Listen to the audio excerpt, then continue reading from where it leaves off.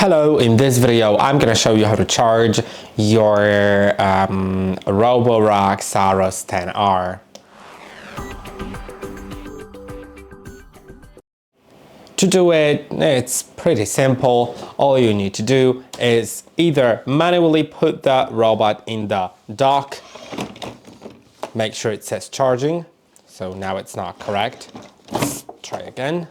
Charging. Now it says charging, or you can also do it automatically if you let the robot go into the docking station. So I'll slightly move the docking station so it doesn't fall off my my table. And now when I take the robot out,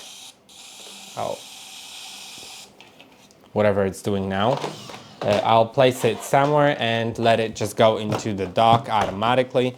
So press on the dock button. Returning to dock. It'll take a little moment and it'll get to that dock. So I'll be back in a minute.